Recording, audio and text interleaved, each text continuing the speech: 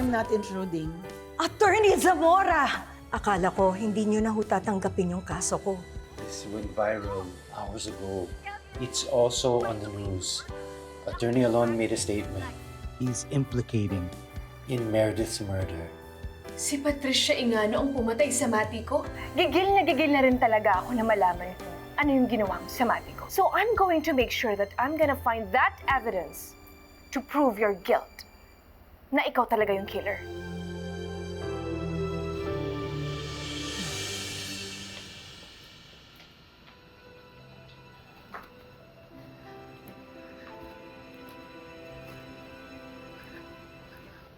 Well, Mrs. Engano, looks like we've uncovered something very interesting here.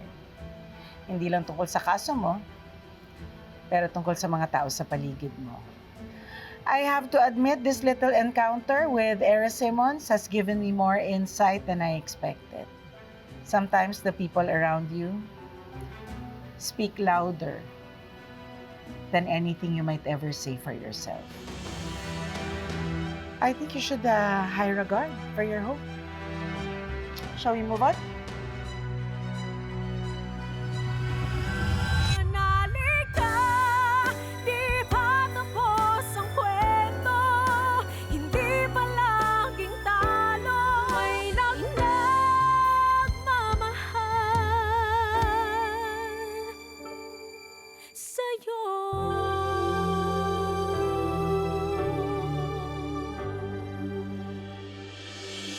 Kung kasabwat ni Patricia, sina Vivian at Paco, then they hold the key to unraveling everything. We lawyers always eager to tie up loose ends, huh? Pero may nakakalimutan kayo. Information like that doesn't come cheap. So let's say, alam ko nga kung saan pwedeng magtago ang little minions ni Patricia. What's in it for me? May mga nag-aabang na sa iyong life sentences kapag nasentensyahan ka na. Cooperation might be your only chance of reducing that to less permanent. Kaya kung gusto mong pagbigyan ka sa hiling mo, ibigay mo sa amin ang buong kooperasyon mo.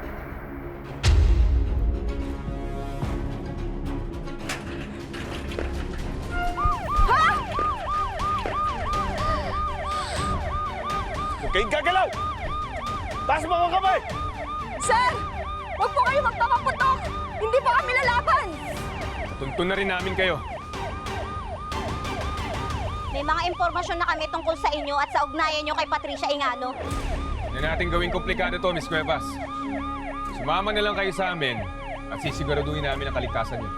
Pero kung makikipagtulungan kayo sa amin, may mga maibibigay kaming paraan para mapagaan ang mga charges na maaaring isang palaban sa inyo. Pero kung mananahimik lang kayo, mas lalo nyo lang pabibigatin ang kaso nyo. Diyos ang kaya makatakas! Akala mo makakatakas ka, ha? Congratulations, Paco. Mas lalo mo lang pinabigat ang mga charges na isasampalaban sa'yo. Sige na, kunin nyo na yung mga yan.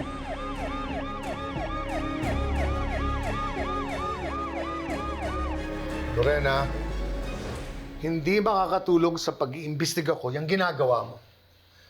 Why don't you sit down and collect your thoughts? How can I sit still, Cons, when we know that Patricia could be behind Ino's death? Tapos, andito lang tayo, doing nothing. Habang si Patricia ay malayang nakakagalaw sa labas. Doing nothing? I told you I'm working on it. As a lawyer, you know as well as I do that accusations mean nothing if you don't have evidence to support it.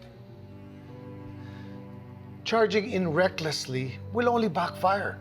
Hindi ko kayang manatili lang dito na alam kong nakakawala lang yung sumira sa buhay ni Ino. I won't let her get away with what she has done to our son. And neither will I. But the justice system isn't driven by emotions. It is built on facts, airtight arguments, and evidence. I'm building our case methodically. Isang maling hakbang at pwedeng ma-jeopardize ang case. And I won't let that happen. Gabi-gabi, bago ako matulog, naisip ko si Ino. Para ko siyang nakikita, naririnig, Nagmamakaawa na wala siyang kasalanan. Sa hirap at pasakit na dinulot sa atin ng sumira sa buhay ni Ino. Kailangan siyang magbayad, Cons. Attorney, samahan ko lang sila. Buti pumayag silang sumama sa mga polis. Pero we've been advised, you can only question Vivian and Paco pag pwede silang magsalita with a counsel sa presinto. Yun na nga eh. Gusto ko nang malaman kung inosente ba talaga si Patricia o hindi. We're closer than ever to establishing probable cause nila. Ngayon nasa custody ng mga polis si Vivian. We can corroborate our statements with Renans and Pacos. If they are counsel-line, we'll have a solid basis to file charges against May Singano. Pero kinakabahan ako sa malalaman ko.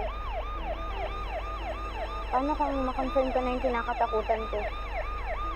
Na si Patricia talaga yan. Bilet, kailangan mo lakasan ng loob. Alam ko kung gaano ito magiging kabigat para sa'yo. But as lawyers, our job is to uncover the truth. Kahit gaano pa yung kasakit. We owe it to Attorney Simmons, sa nanay mo, and to justice. Not to let emotions cloud our judgment. Sana talaga hindi si Patricia. Bakit ba ayaw mong sumagot, Vivian? Asan na ba kayo? Make sure na hindi kayo magpapahanap sa mga pulis kay Kurt o kay Lilet. Ren, ha? Kailangan ko na talagang kumuha ng security guards dito sa bahay ko. What the hell are you doing here and what do you want from me? I'm here to face the devil herself.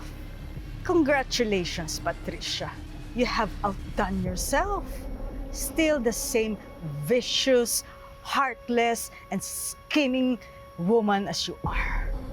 I don't get what you're saying. If you're talking about Ino, I dare you! Don't even say his name like you're innocent. You killed my son, halimaw ka! Narena,